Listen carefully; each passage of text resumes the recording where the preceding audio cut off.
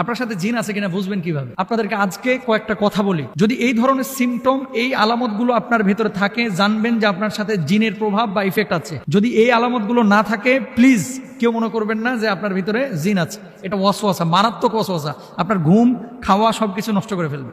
আপনার সাথে জিন আছে কিনা বুঝবেন কিভাবে? বা আপনার উপরে এই ধরনের কোনো প্রভাব আছে কিনা বোঝার কয়েকটি আলামত আছে। জাগ্রত অবস্থায় কয়েকটা লক্ষণ আপনাদেরকে বলি। এখন শুরুতে বলি, এই আলামতগুলো যদি আপনার মধ্যে থাকে তাহলে জেনে নেবেন আপনাকে একজন প্রসিদ্ধ রাকির কাছে যাইতে হবে। রুকিয়া সেন্টার যেগুলো, আমি বলছি না হুজুরের কাছে আসেন, হুজুর এগুলো কাজ করে না। রুকিয়া সেন্টার ঢাকায় যেগুলো আছে, এই রুকিয়া সেন্টারগুলো মানে এরা স্পেশালিস্ট, এগুলো নিয়ে কাজ করে। এদের কাছে যাবেন এবং তদবির নেবেন। হার্টে ব্লক ধরা পড়ছে, আপনি যদি ডায়াবেটিসের ডাক্তারের কাছে যান, কাজ হবে? হবে না। আপনার পেটে পীড়া হয়েছে, পেটে ব্যথা, কিডনিতে পাথর হয়েছে, আপনি যদি এখন যান মনে করেন চোখের ডাক্তারের কাছে, কাজ হবে? হবে না। তো যারা রুকিয়া সেন্টারে কাজ করে এরা এগুলো নিয়ে স্পেশালিস্ট, মানে এগুলোর বিষয়ে তারা বিশেষজ্ঞ, তাদের কাছে যাবেন এবং কাজ করবেন। আমরা যেটা করি আমল দিয়ে দিই আর কি। যাই হোক, এখন আপনাদেরকে বলি যে জাগ্রত অবস্থায় যদি এই সমস্ত লক্ষণ পান, জানবেন যে আপনার কাছে বদজিন আছে। এক নাম্বার, কিছু মানুষের কোনো কারণ ছাড়াই মাথা ব্যথা, ঘুম ঠিক আছে, খাওয়া ঠিক আছে, কোনো টেনশন নাই, তারপরেও সারাক্ষণ মাথাটা জিমায় আর চিনচিন করে মাথা ব্যথা করে। চোখ কান এগুলোর সমস্যাই না, এমনিতে মাথা ব্যথা করছে। দুই নম্বর, কিছু মানুষ দেখবেন এবাদতে মোটেও মজা পায় না, নামাজ পড়তে ভালো লাগতেছে না, জিকির আজকার ভালো লাগতেছে না, তেলাওয়াত ভালো লাগছে না, আল্লাহর প্রতি বিরূপ ধারণা আসতেছে, মানুষকে দেখলেই মেজাজ খারাপ হয়ে যাচ্ছে, আব্বাকে দেখলেও মেজাজ খারাপ হয়ে যায়, আম্মাকে দেখলেও মেজাজ খারাপ হয়ে যায়। এরকম হয় কিন্তু অনেক সময়। যদি এরকম এবাদতে বিমুখতা আসে তাহলে জেনে নেবেন যে কিছু একটা আপনার ভেতরে ঘটছে। তিন নম্বর, মেজাজ বিক্ষিপ্ত হয়ে থাকা এবং সবসময় মেজাজ একেবারে হট টেম্পারে থাকা।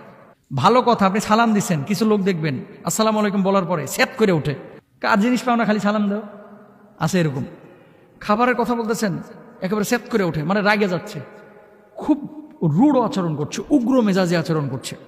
4 নম্বর। 5 নম্বর, অনেক সময় খিঁচুনি বা মৃগী রোগী যেগুলা রয়েছে, মৃগী রোগ এটা অনেকেরই রয়েছে, আর অনেকে খিঁচুনি এই যে জিনের প্রভাবে কিন্তু অনেক সময় হয়ে থাকে।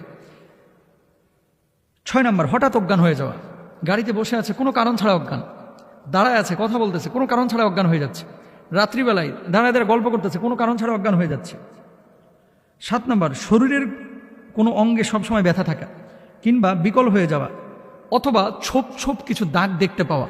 রাত্রিবেলায় ঘুমিয়েছেন আপনি, হঠাৎ আপনার শরীরের উপর আঁচড় দিয়েছে, মনে হচ্ছে কেউ একটা খামচি দিয়েছে। ইভেন আমি নাম বললে চিনে যাবেন।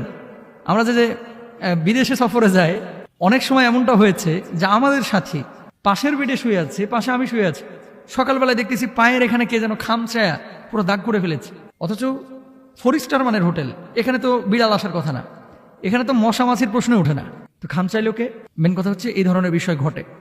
শরীরে কোনো দাগ নাই, ওঠার পরে দেখতেছেন খামচানো দাগ, এগুলো কিন্তু বদজিনের আসর। দেখবেন যে এই সমস্ত ঘটনা ঘটতেছে কিনা। তারপরে হ্যালুসিনেশন হওয়া, জাগ্রত অবস্থায় অনেক কিছু দেখা বা শোনা বা অন্যরা দেখছে না। রাস্তা দিয়ে চলতেছেন, সবাই দেখতেছে সামনে বাম দিকে যাইতে হবে, পেছনে মানুষ দেখতেছে, সাইডের মানুষ দেখতেছে, আর আপনি দেখতেছেন ডান দিকে কোনো রাস্তা নাই। এরকম ঘটে যায়। যদি এরকম হয় যে একজন মানুষ সামনে একটা জিনিস দেখতেছে সুস্পষ্টভাবে আর আপনি দেখতে পাচ্ছেন না, জানবেন যে খারাপ কিছু ঘটতেছে। জিনের আসর যদি কারো উপরে থাকে জাগ্রত অবস্থায়, এই মানুষটার আচরণ কি হবে? হাই হাই খাই খাই আচরণ হবে। 32 কেজি মিষ্টি চাইবে, গরুর গোস্ত চাইবে 6 কেজি। আমি রাজশাহীতে দেখেছিলাম জিনের তদবির করতেছে এক কবিরাজ, কবিরাজের সামনে জিন বলতেছে যে আমারে এখন টাঙ্গাইল থেকে 8 কেজি ওজনের মিষ্টি এনে দিবি, নাহলে আমি সরতাম না। কথা বুঝতে পেরেছেন? 8 কেজি ওজনের মিষ্টি চাইতেছে। 8 কেজি ওজনের মিষ্টি খাওয়া সম্ভব না। তো যাই হোক, অনেকক্ষণ তার সাথে কথা বলার পরে কবিরাজ বললো যে আপনি 4 কেজি এনে দেন। বিশ্বাস করেন, এক ব্যক্তি দাঁড়ায়া ওখানে বসে 4 কেজি খাইতে পারে নাই, 3 কেজি খাওয়ার পর বলে যে এটা রাইখা দে, পরে খাবো। তার মানে কি? এটা মানুষের স্বাভাবিক আচরণ না, অস্বাভাবিক আচরণ। এই সমস্ত যদি সিমটম দেখেন, একটু পরামর্শ করবেন, রুকিয়া সেন্টারে যাবেন ইনশাআল্লাহ তাআলা। আরেকটা বিষয় আপনাদেরকে বলি, তাহলে এই সমস্ত জিনিসগুলো যদি আপনারা পান তাহলে জেনে নেবেন জাগ্রত অবস্থায় যদি এরকম কোনো ঘটনা ঘটে, জেনে নেবেন সে মানুষটি জিন দ্বারা আক্রান্ত হচ্ছে, তাহলে রুকিয়া সেন্টারে যাবেন। আর ঘুমন্ত অবস্থায় কিছু বিষয় আছে, এগুলো অন্য দিন আমরা বলবো ইনশাআল্লাহ। কারণ আন্নাউমু কাল মাউত, ঘুম হচ্ছে মৃত্যুর মতো। তাহলে আল্লাহ তাআলা আমাদের সবাইকে বুঝার তৌফিক দান করুন। ঘুমন্ত অবস্থায় যে লক্ষণগুলো, ঘুমন্ত অবস্থায় যে লক্ষণগুলো বলেই দিই। এমন কিছু অবস্থা রয়েছে যে অবস্থাগুলো ঘুমন্ত অবস্থায় যদি হয় তাহলে জানবেন যে জিনের আসর আছে। 1 নাম্বার, নিদ্রাহীনতা। কিছু মানুষের ডে বাই ডে শরীরটা খারাপ হয়ে যাচ্ছে এবং ঘুম আসছে না, কোনো কারণ ছাড়াই ঘুম আসে না, কোনো টেনশন নাই, কিচ্ছু নাই। 1 নাম্বার। 2 নাম্বার, উদ্বিগ্নতা, যার জন্য বারবার ঘুম ভেঙে যাওয়া, কিছুক্ষণ পর পর চমকে ওঠা। কিছু মানুষ দেখবেন ঘুমাতে গিয়েছে, বিছানার উপরে দাঁড়িয়েছে, শুয়েছে, শোয়ার পরে চোখটা বন্ধ এসেছে, আটকে ওঠে, বারবার আটকে উঠছে, বারবার আটকে উঠছে। খারাপ লক্ষণ। হয় ডাক্তারের শরণাপন্ন হন অথবা আপনার রুকিয়া সেন্টারে যান। 3 নাম্বার, বোবাই ধরা। বোবা যখন ধরে তখন তো মাশাআল্লাহ ডাকছেন, পাশের ভাইরে কিলায় উঠাইতে পারতেছেন না, অথচ আপনি কিলাচ্ছেন না, কিন্তু মনে হচ্ছে আপনি কিলাচ্ছেন, ধাক্কাচ্ছেন, মারে ডাকতেছেন, বউরে ডাকতেছেন, কেউ সাড়া দিচ্ছে না। বোবা জিন ধরে। এই বোবা ধরার পেছনে মূল কারণ হচ্ছে অপবিত্রতা আর নামাজ কালাম ঠিক মতো না পড়া। আর যেই বিছানায় খান ওই বিছানায় আপনার পোলায় মুতে, ওই বিছানায় আবার ঘুমান, পরিষ্কারও করে না অনেকে ঠিক মতো, মাইন্ড করেন না। অপবিত্র বিছানা যত বেশি হবে সেই বিছানায় বোবা জিন তত বেশি আসবে। আল্লাহ বুঝদান করুন। এরপরে ঘুমের মধ্যে কিছু লোক দেখবেন প্রায় কথা বলে, চিৎকার করে ওঠে, এগুলো ভালো লক্ষণ না, জিনে ইফেক্টের লক্ষণ। ঘুমন্ত অবস্থায় কিছু মানুষ ফাল দিয়ে উঠে হাঁটাহাঁটি শুরু করে, ওইটা দাও, ওইটা দাও, ওইটা দাও, এরকম বলে দেখবেন। তারপরে প্রায়শই স্বপ্নে কোনো প্রাণীকে আক্রমণ করতে বা ধাওয়া করতে দেখা, যেমন একটা কুকুর দৌড়াচ্ছে আপনার পেছন পেছন, আপনাকে ধাওয়াচ্ছে, অথবা একটা সাপ আপনাকে ধাওয়াচ্ছে, দৌড় দিয়েছেন কিন্তু সাপ আপনার চেয়ে বেশি জোরে দৌড়াচ্ছে। এই সমস্ত জিনিস, স্বপ্নে নিজেকেও কোনো উঁচু জায়গা থেকে পড়ে যেতে দেখা। বিকালবেলায় উঠছিলেন গোলাপ ফুল পারতে 6 তলা বিল্ডিং এর ছাদের উপরে, গোলাপ ফুল তো ছিঁড়তেই পারেন নাই, দেখা যাচ্ছে কি আপনি ছাদের থেকে পড়তেছেন, কেউ ধরেন, পড়া শেষ হয় না, 1.5 ঘন্টা হয়ে গেছে। এরকম হয় কিন্তু। বিমানে উঠতেছেন, বিমান থেকে নিচে পড়তেছেন, আকাশ থেকে কি যেন ফেলে দিচ্ছে, এরকম হয়। কোনো গোরস্থান বা পরিত্যক্ত স্থান অথবা কোনো মরুভূমির সড়কে হাঁটাচলা করতে দেখা।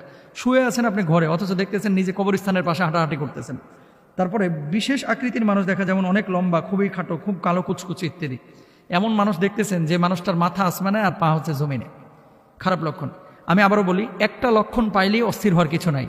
যদি এরকম হয় যে একটা লক্ষণ পেয়েছেন, আপনি এই যে শরীরটার বন্ধ করার 1 নম্বর উপায় হচ্ছে আয়াতুল কুরসি পড়ে হাতের তালুতে ফু দিয়ে শরীরটারে মুছে দিবেন 5 ওয়াক্ত নামাজের পরে।